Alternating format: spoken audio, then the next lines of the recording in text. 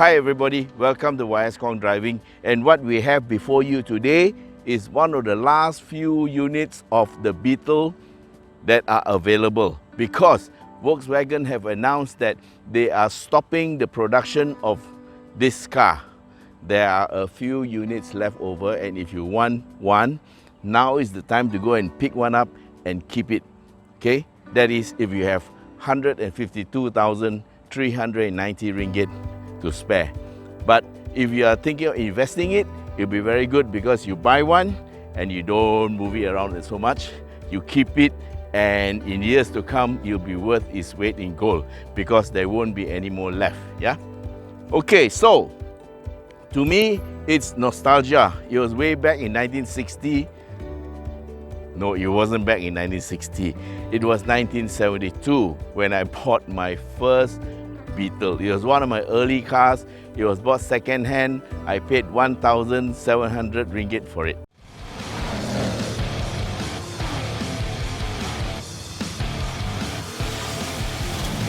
So here it is, guys. This is the last of the Beetles. The iconic shape that started in the 1930s, and it has endured all the way until now. I think it's time to move on, of course, but there will always be the nostalgia and the feeling that it's such a waste, it's such a beautiful car, it's been around for so long and all that, and so on and so forth. But I do like this shape, but I think maybe it's time to move on, and I do agree. Nostalgia can get you only up to there, and you have to move on with your life. So this is probably the last time we'll see this Beetle, and I don't know if there'll be other reviews after me, but I'm one of the last to do it, I think. And let's take a good look at it. Now the shape has been like this. There have been many iterations and interpretations, but basically it is this Beetle shape that has survived all these years. Okay, it's almost 90 years. I don't know the exact years when the Beetle first came out, but it's been around for a very long time, and as far as I can remember, there has always been a Beetle. There was one in my life, and it's gone, and this is the last one that I'm probably going to see. I hope I can get enough money to buy one and keep, because if I can, I will keep one. So this latest Beetle, what about it? It's actually a very nice car. Looking at the front, you've got the characteristic Beetle hump in the front, and of course the eyes there. These are the bug eyes, and over the years these have changed, but basically have remained the same shape. But what you have here are LED driving lights along the rim, and also these are projector type bi-xenon lights, so they're very bright at night. And down there you have your fog lights, and intake hole at the bottom under the bumper. The actual intake is right up here, yeah, between the headlights and the Volkswagen logo, and that's actually quite high, and it's good for flash floods. Down there is just for decoration, and also of course to cool the engine, yeah, because that's the only orifice through which air can enter. And you can see there the aircon condenser is there. You know, the car sits nice and low, and going around to the sides, you'll find that the suspension in the front is the McPherson strut, and these are single port floating calipers operating on ventilated discs, and these are 16-inch tires, 215/55 series, 17-inch. Wow, these are 17-inch wheels for a 1.2 liter car. No wonder the grip is so good. Oh, oops, I'm letting out some cat out of the bag.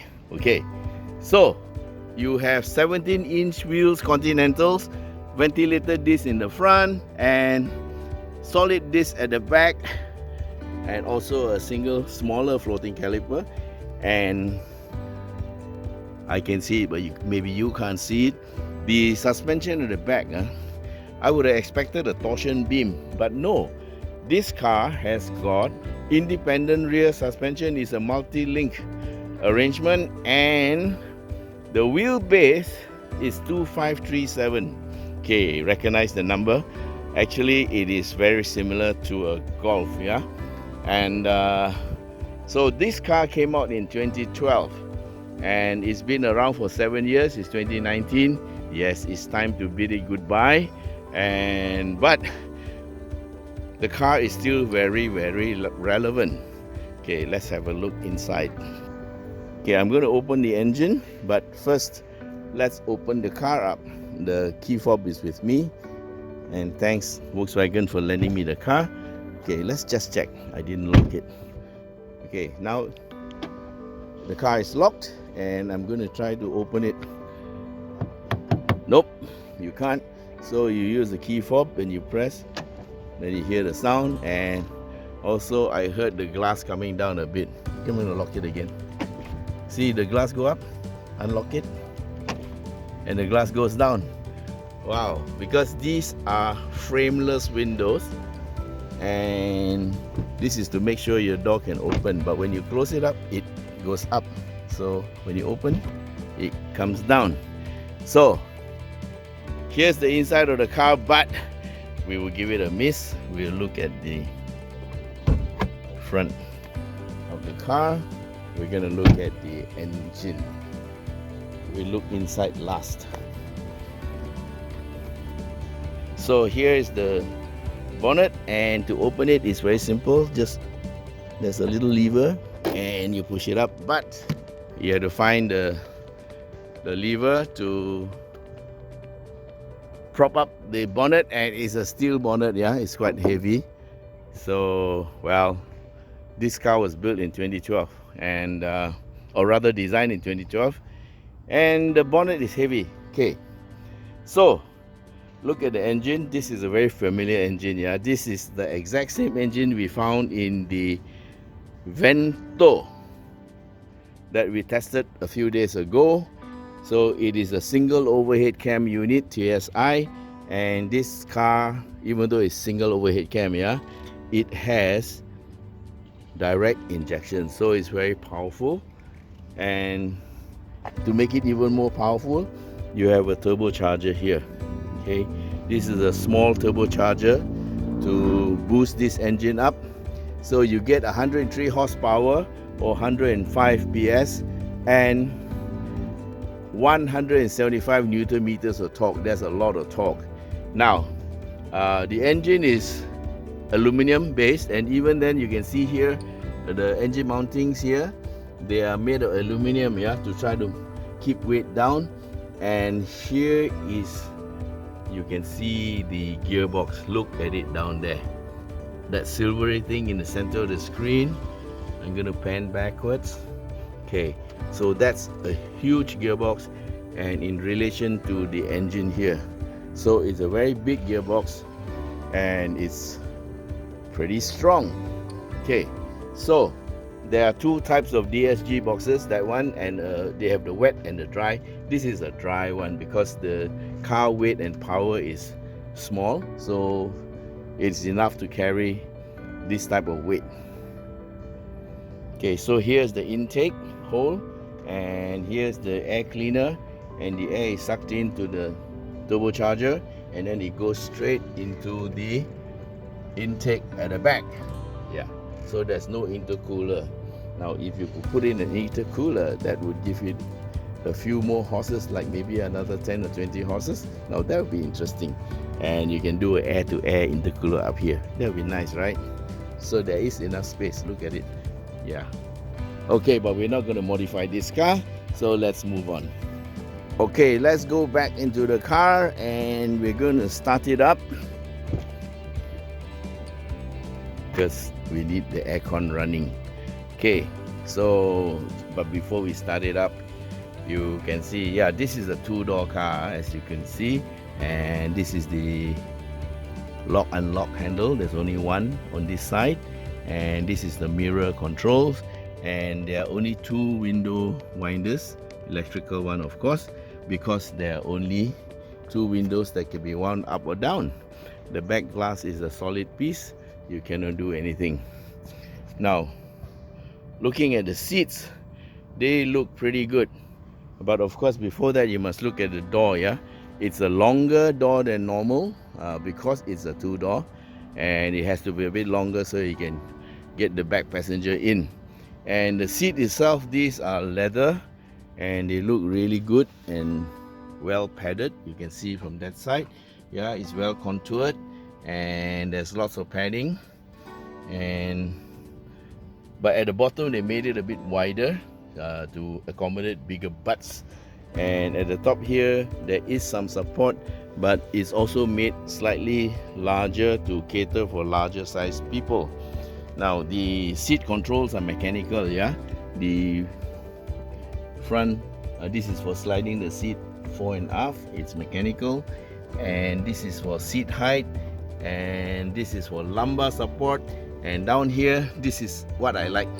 It's a bit inconvenient, but this is what you use to turn for the rake of the seat.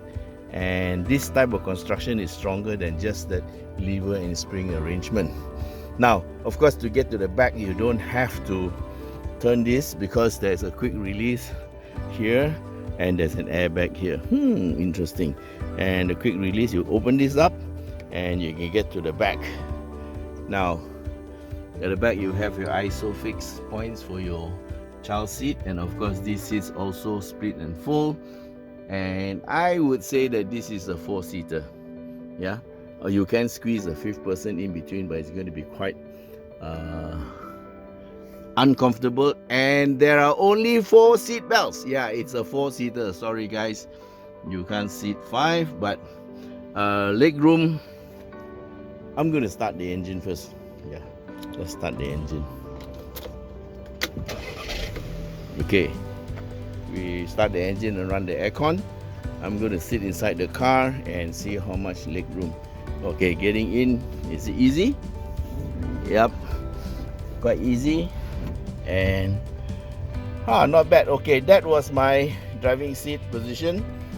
I'm 1.6 something meters, and I have a little bit of space, about 4 inches, yeah. And down there, of course, there is that traditional gap to put your shoes in.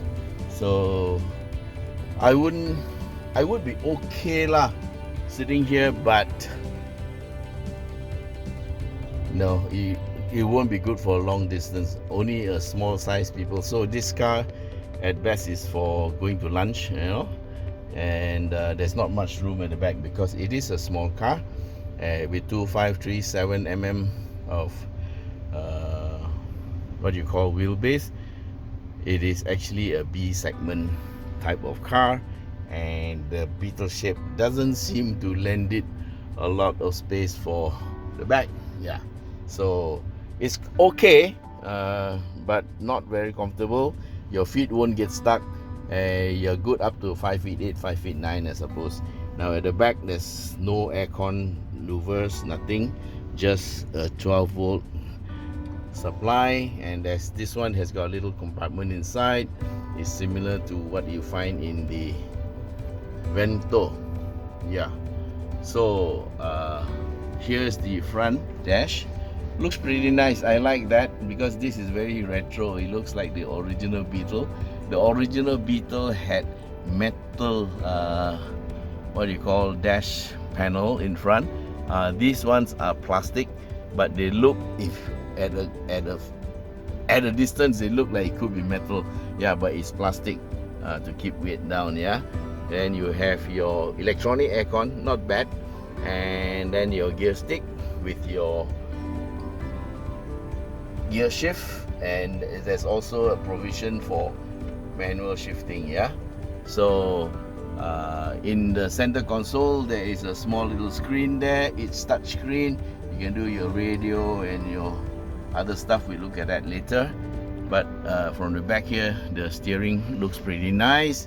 It's a little bit flat bottom, and it's very sporty with the red centerpiece carried from the dashboard. So everything looks very nice and cute. I like it. Yeah. So the Roof lining is one piece, not bad. And up there there's a little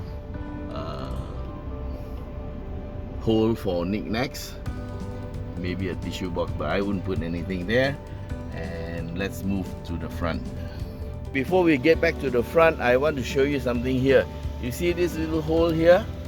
Well, it's not just a hole for anything, but over here in the door you can see a corresponding piece of metal here. Yeah, this is a very solid piece of metal. And why is it there? This part here locks into this little hole here, so it goes right inside. Yeah. And why? This is the side impact protection. In case you get hit by the side, that bar that is inside here will prevent your door from caving in. So this makes the car stronger. Yeah, this is for side impact protection. Very thoughtful. Okay, let's get into the car. It's so nice to have the aircon running. Okay, so we have a 7-speed DSG that's here. This is the part that makes the car go like stink. Yeah. And of course the engine with 175 Newton meters. Together it gives about the same power. It has exactly the same power as in the Vento.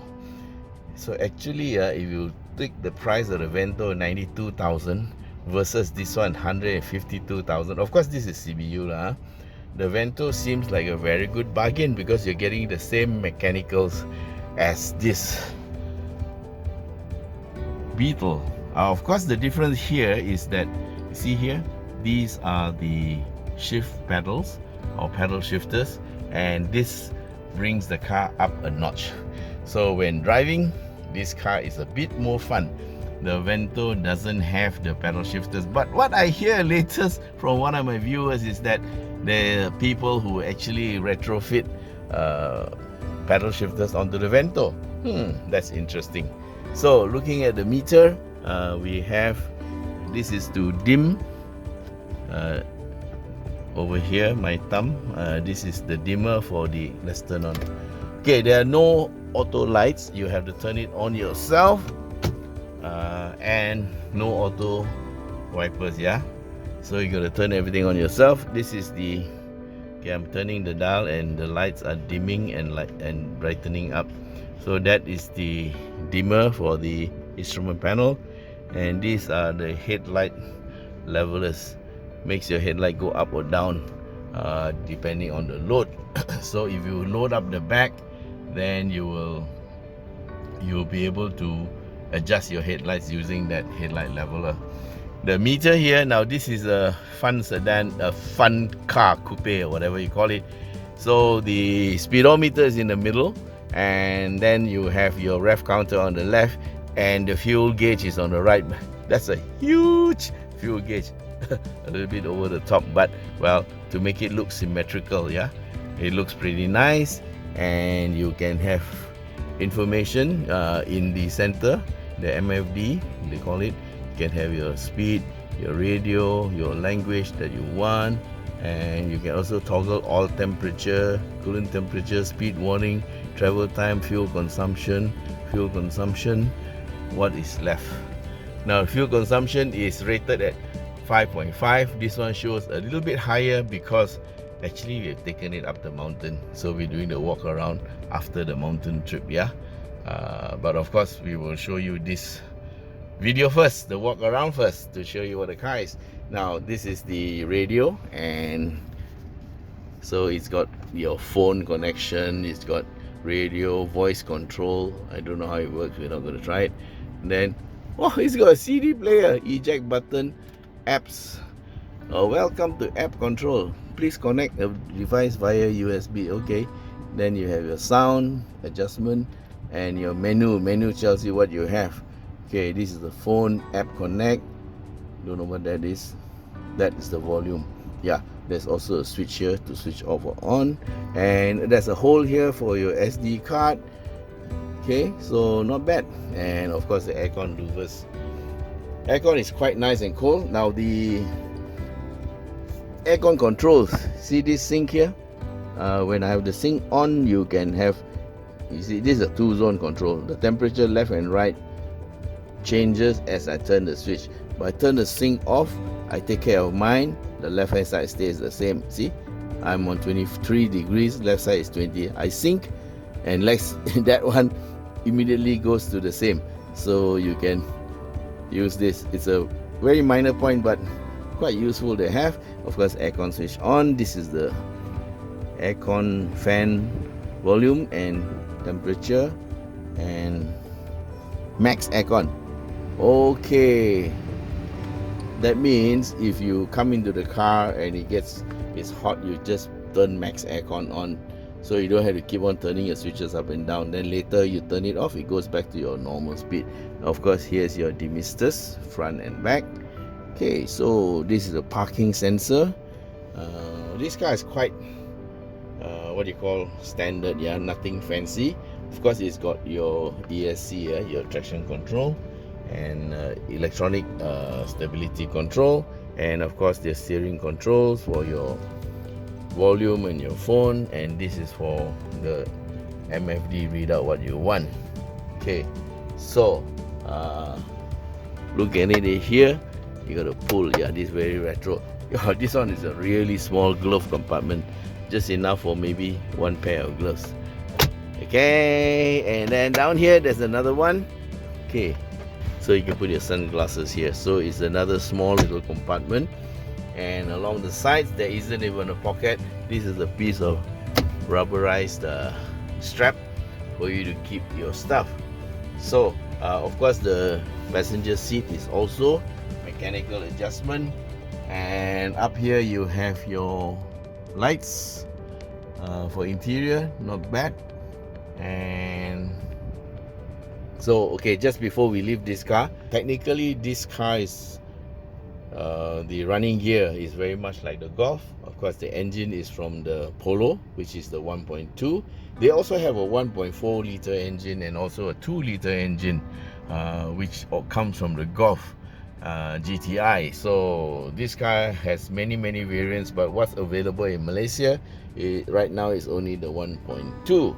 So steering is also adjustable for reach and for tilt, and it's also mechanical. So that's about it for this car. Yeah, I forgot one thing, and this is the boot, because this is the traditional Volkswagen boot opening. Yeah, just push the thing down there, and here you go. So this is a small little boot, 310 liters are not so bad, and I think maybe you can put one golf club, one golf bag inside and stack another one, but you can always put the seats down. Very simple release, and inside here you get a space saver tire, and that's about it. So nothing very complicated, and my wife doesn't like this because the boot lid is so high. Yeah, but darling, you can come here and push it down. Oh, it's quite heavy. So Volkswagen, if you ever make such a car, maybe you can put a little strap hanging down from there to about this height, so small people like Mrs. Khong can just pull on the strap to help get the car down. Get the cover down. So there you go. And this is the Volkswagen Beetle. So there you go, guys. This is the Volkswagen Beetle, the very last of the Beetles. And I hope you enjoyed our walk around, and I know you will enjoy our other videos even more. Anyway, thanks for watching, and if you like our videos, don't forget to subscribe, and don't forget to share with your friends and ask them to subscribe too. We need all the subscriptions we can get. Alright then, till we meet again, bye bye.